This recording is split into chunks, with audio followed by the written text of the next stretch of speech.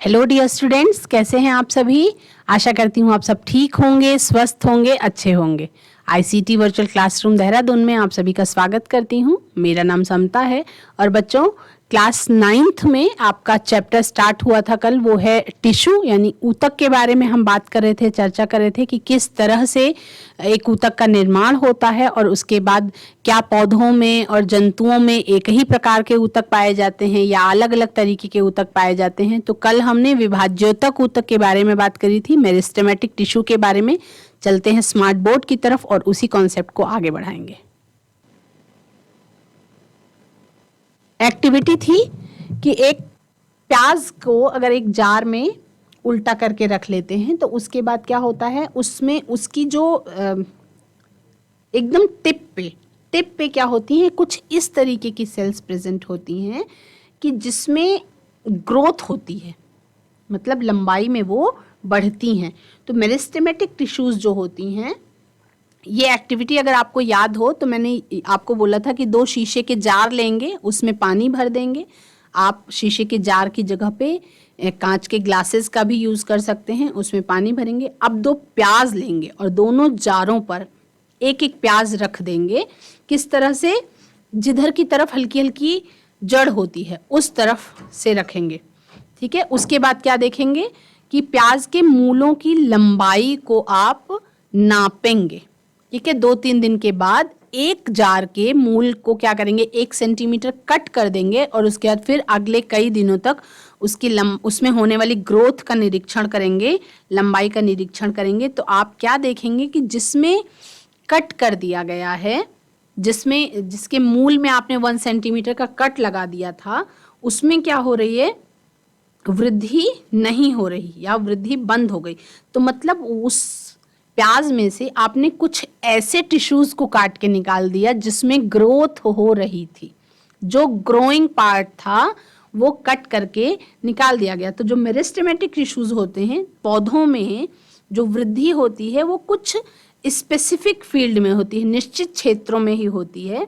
तो ऐसे विभाजित ऊतकों के उन भागों में पाए जाने के कारण होता है। जो मूल जो आपने कट कर लिया, वो कट करके निकाल दिए गए पार्ट में ही वो टिश्यूज पाए जा रहे थे जिसमें ग्रोथ हो रही थी। तो इन ऊतकों को, जिनमें विभाजन लगातार होता रहता है, मेरिस्टेमेटिक टिश्यू कहा जाता है, या इन्हीं को आप विभाज्योतक ऊतक भी कहते हैं, ठीक है। तो ये विभाज्योतक ऊतक किस भाग में स्थित होते हैं, कौन सी पार्ट में पाए जाते हैं, वो आप इस एक्टिविटी से समझ सकते हैं। ज्यादातर मूल की टिप पे, रूट या शूट की टिप पे का मतलब बिल्कुल आगे वाला जो भाग होता है, जिसको किसी पौधे की फुनगी कहते हैं, एकदम बाहर की तरफ सबसे ऊपर वाला पार्ट। कहते हैं कि ऊपर वाले भाग को एकदम तोड़ तोड़ के फेंकना नहीं चाहिए, क्योंकि उससे पौधे की ग्रोथ जो है वो डाउन हो जाती है ना।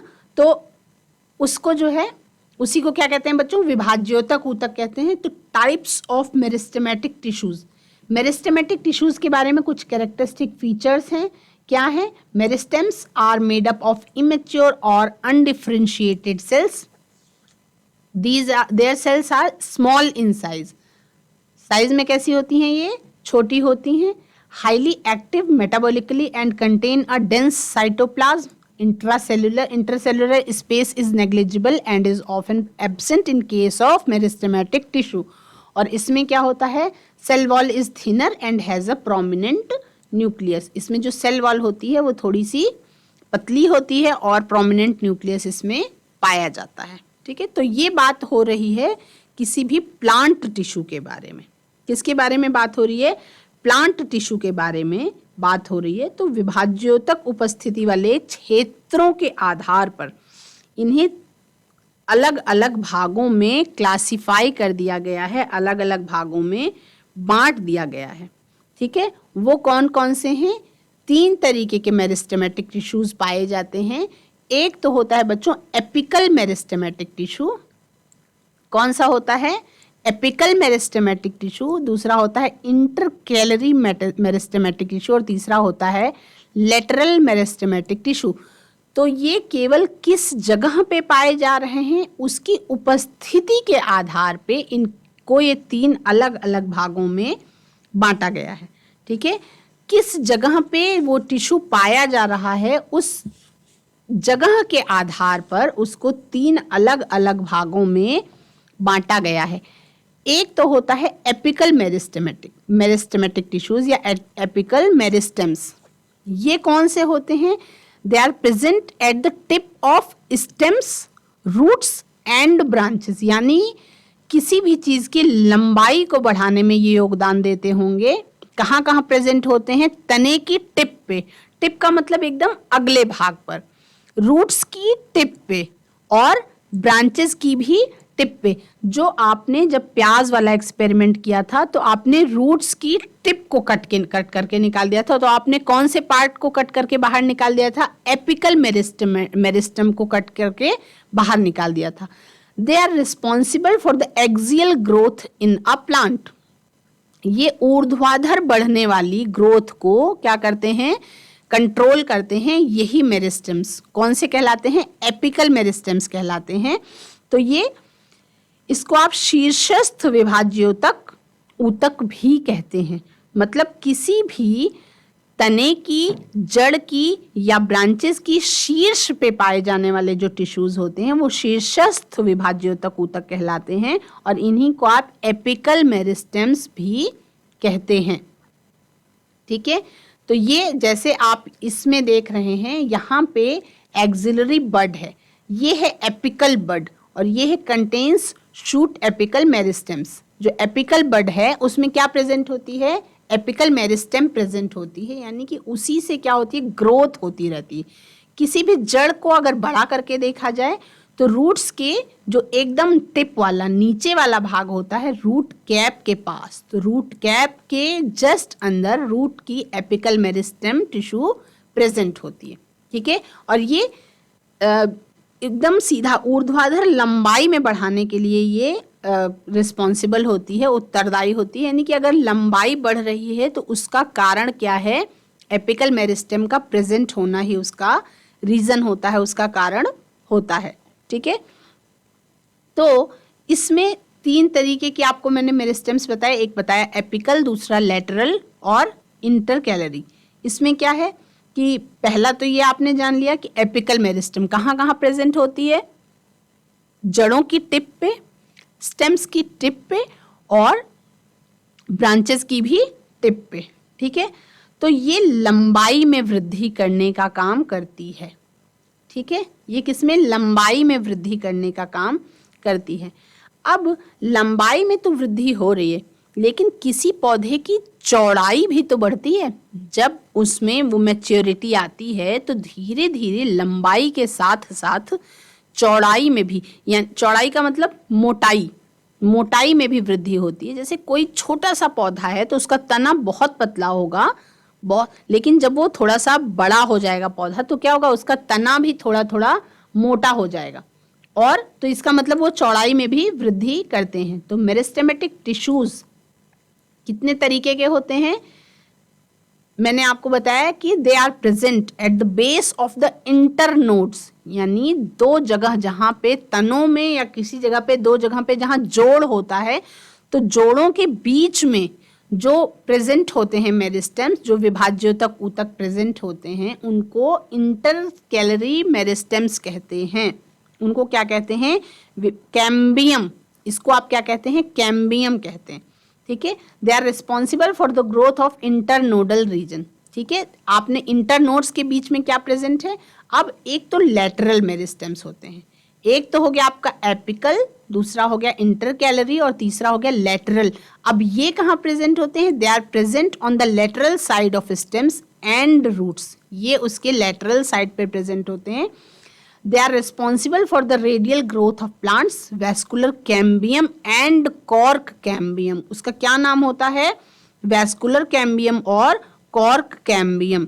पार्श्व विभाज्योतक के कारण ये जो है वो बढ़ते हैं चौड़ाई में। ठीक है, they are responsible for the radial growth of vascular cambium and cork cambium। ठीक, इंटरनोड्स किसको कहते हैं? जब आप ये जान पाएंगे तो कहाँ पे ये प्रेजेंट हैं और किस तरह से लंबाई को बढ़ाते हैं। ये इंटरकैलरी मेरिस्टेम की बात हो रही है यहाँ पे।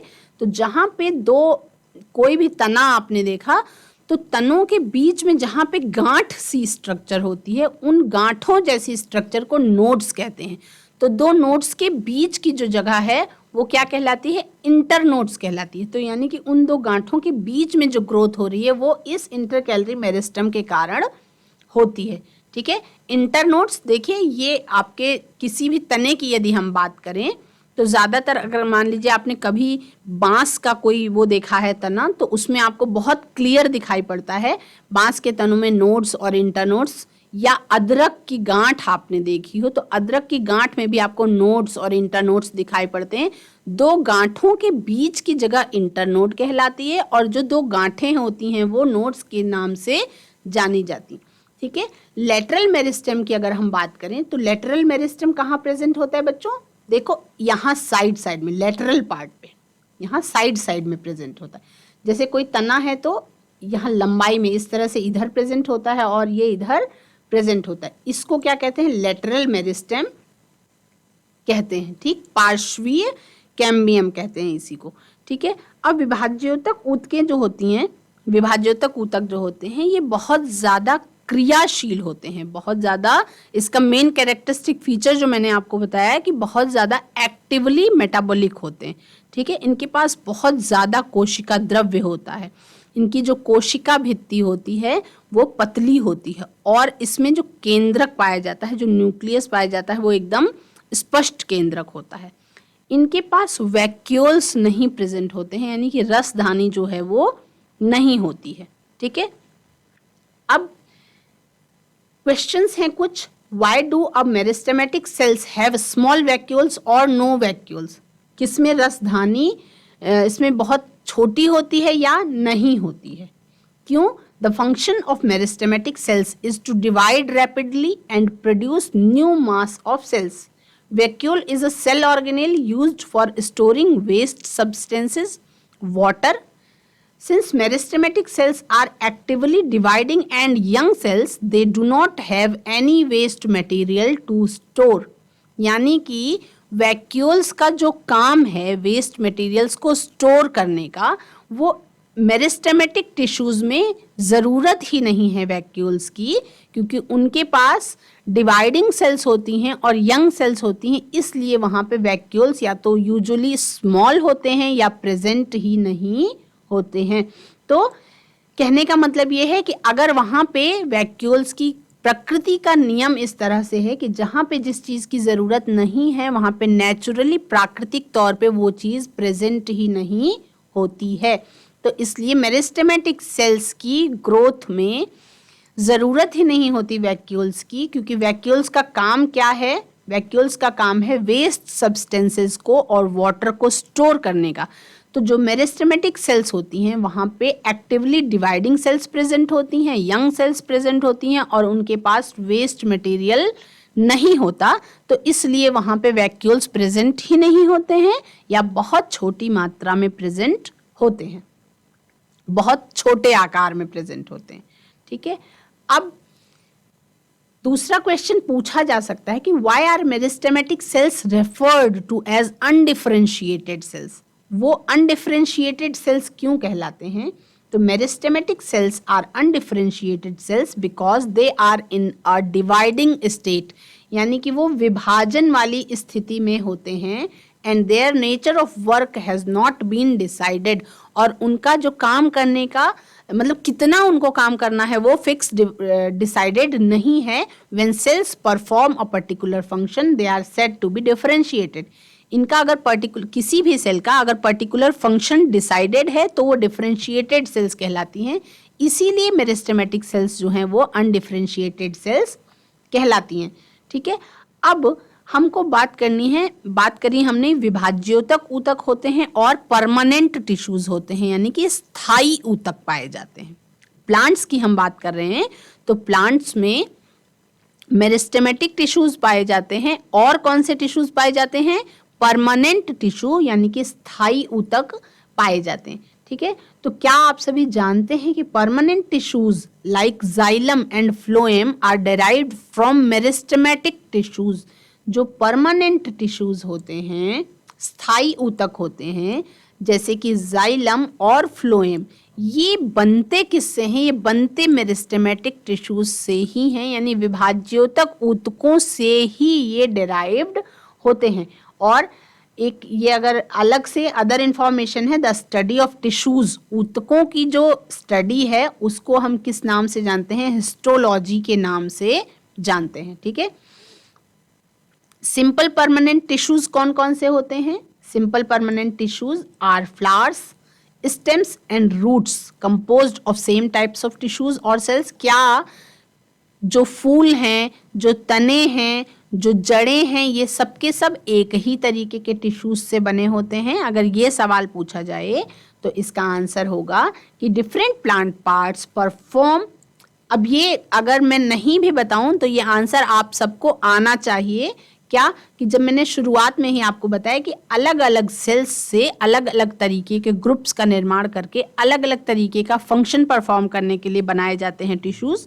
तो different plant parts perform different functions. जब वो अलग अलग फंक्शन परफॉर्म कर रहे हैं तो इसका मतलब सीधा सा यही है कि their constituent cells are also differ from one another.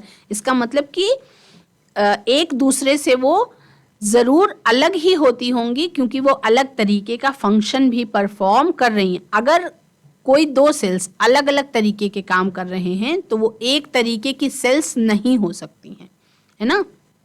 अलग अलग तरीके की सेल्स को अलग अलग तरीके का काम दिया जाता है, तो इसीलिए वो अलग अलग तरीके की यानी कि स्पेसिफिक सेल्स, उसके लिए स्पेशल कोशिकाएं होती हैं और उससे स्पेशल टिश्यूज बनते हैं जो अलग अलग तरीके का स्पेसिफिक काम करते हैं। ठीक। अ flower cannot change into a leaf and a leaf cannot change into a stem. एक फूल जो है वो किसी भी पत्ती में नहीं बदला जा सकता और एक पत्ती जो है वो किसी स्टेम में यानी कि तने में नहीं बदली जा सकती है। क्यों? क्योंकि the component tissues of a flower and a leaf are permanent and do not differentiate. क्योंकि जो फ्लावर्स और लीफ में होती हैं वो विभाज्योतक ऊतक नहीं पाया जाता, वहां पे परमानेंट टिश्यू पाया जाता है। जो कंपोनेंट होता है टिश्यूज का वो परमानेंट होता है यानी कि स्थायी ऊतक होते हैं वहां पे। विभाज्योतक ऊतक द्वारा बनी कोशिकाओं का क्या होता है, ये भी एक सवाल है। मेरिस्टेमेटिक टिश्यूज जो होते हैं उससे जो सेल्स बनती हैं उसमें क्या होता है? ये एक स्पेसिफिक काम करती हैं, एक विशिष्ट काम करती हैं। क्या? ये अपना विशिष्ट काम करती है यानी कि ये ग्रोथ करने के बाद अपनी डिवाइड करने वाली जो शक्ति है, उनकी जो पावर है डिवीजन की, उसको ये खत्म कर देती हैं या ऑटोमेटिक खत्म हो जाती हैं, जिसके फलस्वरूप, जिसके परिणाम स्वरूप क्या बनता है? स्थायी ऊतक बनने लगता है। तो अगर ये पूछा जाए कि परमानेंट टिश्यूज कैसे बनते हैं तो आप ये कहेंगे कि जो विभाज्योतक ऊतक होते हैं, जो मेरिस्टेमेटिक टिश्यूज होते हैं, जिनमें शुरुआत में डिवीजन की पावर होती है, विभाजित करने की क्षमता होती है, एक समय के बाद या ये कह सकते हैं जब उनका काम पूरा हो जाता है। देखो कोई छोटा पौधा है वो ग्रो करता है, ठीक है, मानेंगे कि ग्रो करता है, लेकिन एक स्पेसिफिक हाइट के बाद, या हम अगर मनुष्यों की भी बात कर लें तो एक स्पेसिफिक टाइम के बाद, क्या पूरे जीवन पर्यंत तो वो पौधा नहीं लंबा होता रहता है। एक बार मान लीजिए कोई बहुत पुराना आम का पेड़ है तो क्या वो हर साल वो आम का पेड़ लंबा थोड़ी होते रहता है। एक बार वो जितना बड़ा होना था हो गया, उसके बाद फिर वो उससे भी और लंबा नहीं होता। यानी कि उसकी जो एपिकल मेरिस्टेम्स थी, जो विभाज्योतक सेल्स थी, उनमें डिवीजन की पावर एक टाइम के बाद खत्म हो जाती है ना। उसके बाद वो परमानेंट टिश्यूज के रूप में कन्वर्ट हो जाते हैं। इसी तरह से एक स्थायी ऊतक का निर्माण हो जाता है और विशिष्ट कार्य करने के लिए फिर उनको परमानेंट रूप और आकार लेने की जो प्रक्रिया है उसको डिफरेंशिएशन की प्रक्रिया कहते हैं। तो परमानेंट टिश्यूज क्या होते हैं? आप सब क्लास में ध्यान से पढ़ें और साथ साथ इसको एकदम लर्न करते चलें, ठीक है। घर पे आप अगर एक बार रिवाइज करेंगे तो दोबारा कभी आप ये कॉन्सेप्ट्स को भूलेंगे नहीं, ठीक है। Permanent tissues are composed of matured cells. क्या मैंने बात करी कि जब उनको बड़े होने की जरूरत खत्म हो जाए, जब जैसे उनको डिवीजन की जरूरत खत्म हो गई, प्लांट को जितना ग्रो करना था वो ग्रो कर गया, तब वो क्या सेल्स छोटी छोटी थी, अब वो क्या हुई? उनको ज़रूरत खत्म हो गई, वो मैच्योर सेल्स में कन्वर्ट हो चुकी हैं। अब जब वो मैच्योर सेल्स में कन्वर्ट हो गई तो उनकी डिवीजन की पावर जो है वो लॉस्ट हो जाती है, यानी कि खत्म हो जाती है।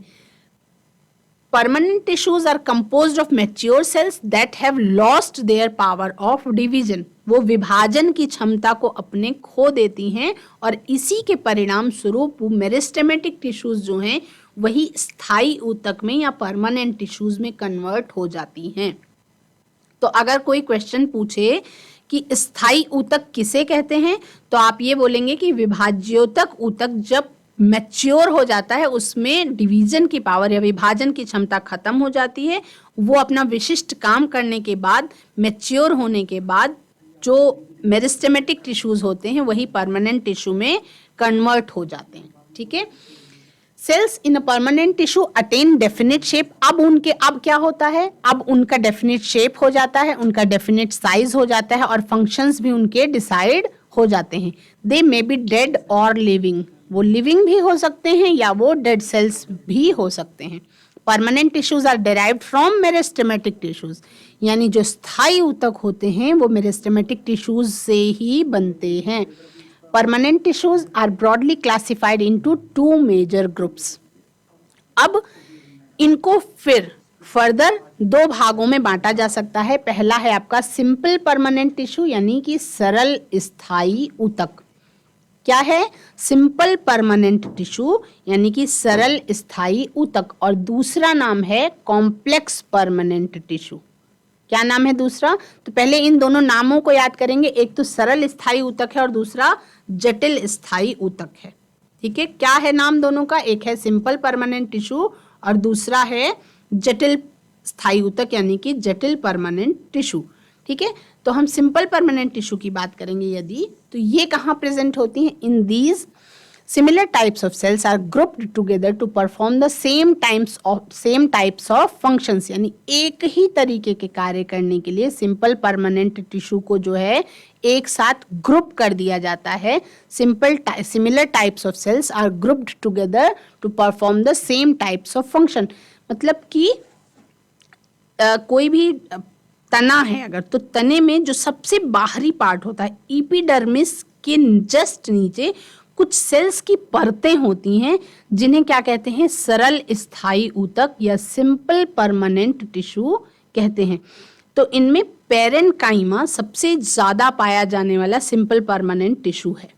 पेरेन्काइमा, कोलेनकाइमा और स्क्लेरेन्काइमा के बारे में भी हम आगे अभी पढ़ेंगे। ठीक है, तो इसमें क्या होता है कि सिंपल परमानेंट टिश्यू को आप ऐसे देखेंगे कि सिमिलर टाइप्स ऑफ सेल्स, एक ही प्रकार की कोशिकाओं को एक साथ क्लब होती हैं, वो ग्रुप बन जाता है उनका, together to perform the same types of function, यानी एक ही प्रकार के फंक्शन करने के लिए एक ही प्रकार की सेल्स जो हैं वो एक साथ जुड़ जाती हैं।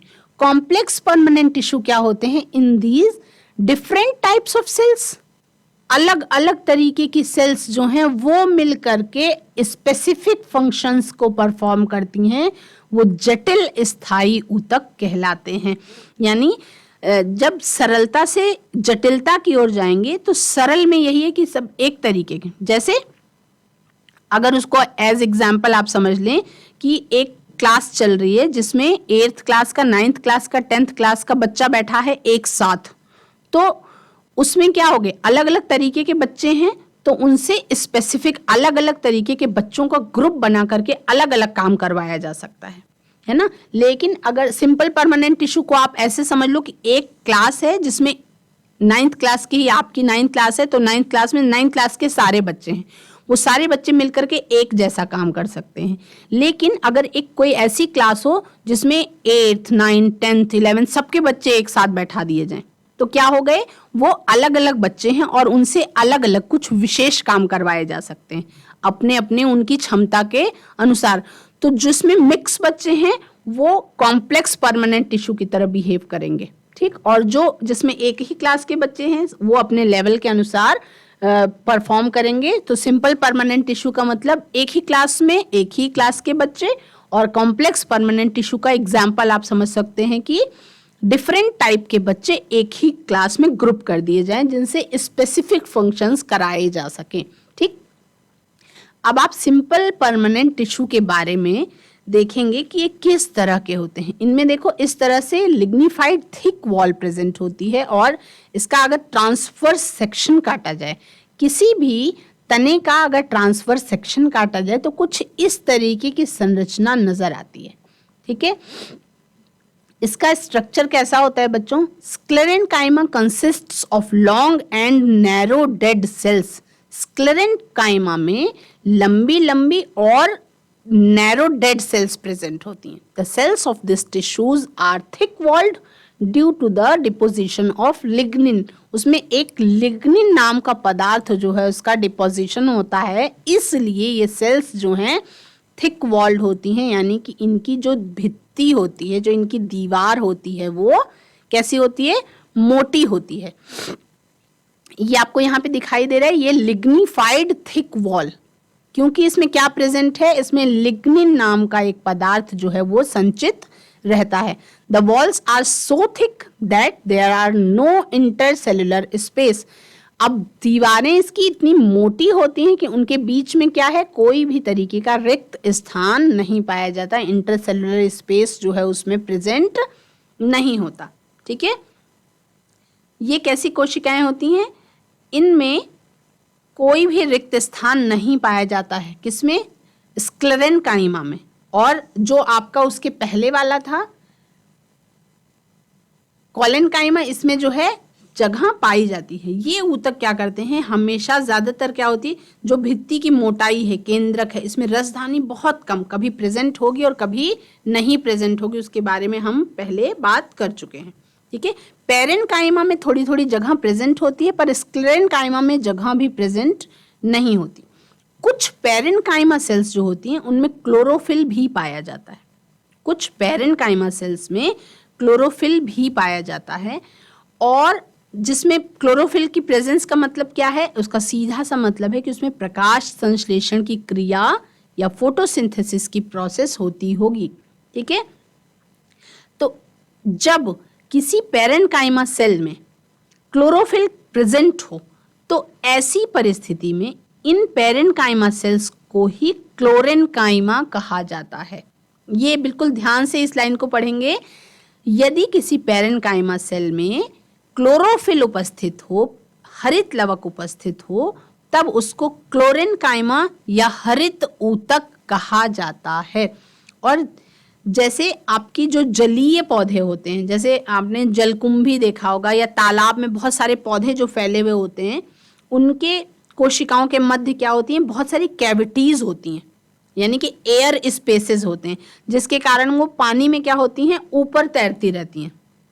जैसे कमल है, कमल का फूल है, तो कमल का फूल ऊपर क्यों तैरता रहता है?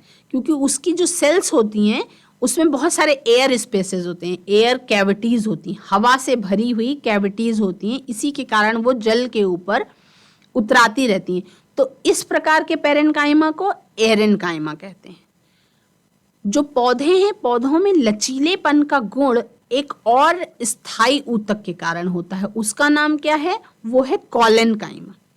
ये पौधों के अलग अलग भागों, जैसे पत्ती, तना, इसमें बिना टूटे हुए लचीलापन लाता है। जैसे पत्ती है तो पत्ती हार्ड नहीं होती ना, लचीली होती है, मतलब उसको आप किसी भी दिशा में मोड़ सकते हैं बिना टूटे हुए।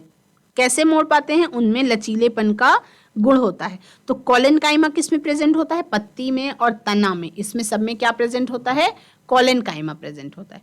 अब स्क्लेरेन्काइमा, पेरेन्काइमा और कोलेनकाइमा, तीन तरीके के ऊतक जो हैं वो पाए जाते हैं। स्क्लेरेन्काइमा भी दो तरीके का होता है।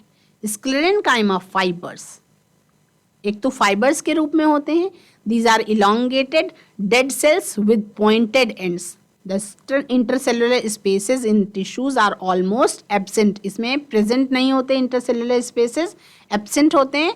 All the cells have thick lignified cell walls, जैसा कि आपने ऊपर चित्र में देखा। These cells are present in stems around the vascular bundles and in the veins of leaves। कहाँ प्रेजेंट होती हैं? तने में और आपका वैस्कुलर बंडल्स के चारों तरफ, और कहाँ पे? वेन्स, लीव्स की वेन्स में, यानी कि पत्ती की शिराओं में पाई जाती हैं इस तरीके की स्क्लेरेनकाइमा फाइबर्स, ठीक। और स्क्लेरेट्स कहाँ पाए जाते हैं? ये आपके स्टोन सेल्स कहलाते हैं। Stone cells are the short sclerenchymatous cells that vary greatly in shape and size, जो आकार में और संरचना में अलग होते हैं एकदम, just like fibres. They also have thick lignified cell walls, इसमें भी फाइबर्स की तरह ही थिक लिग्निफाइड सेल वॉल्स पाई जाती हैं। They usually occur in hard parts of the plant body, यानी कि स्क्लेरेट्स कहाँ प्रेजेंट होती हैं? हार्ड पार्ट में, यानी कि कड़ा भाग जो होता है प्लांट बॉडी का, उसमें ये प्रेजेंट होती हैं, जैसे hard covers of seeds and nuts. They are also found in pulp of some fruits, जैसे कि पाइरस में। तो इसके बारे में, फंक्शंस के बारे में हम अगली क्लास में पढ़ेंगे। बच्चों, आज की क्लास में आप सभी ने ऊतकों के बारे में पढ़ा। क्लास में पढ़ने के बाद क्लास में भी बहुत ध्यान से आप पढ़ा करें, जो पॉइंट्स बताए जाते हैं उनको आप नोट कर लिया करिए, और एक बार घर पे आप अगर रिवाइज कर लेंगे तो आपको ये हमेशा के लिए कॉन्सेप्ट सारे याद हो जाएंगे। That's all for today. Have a nice day. Take care.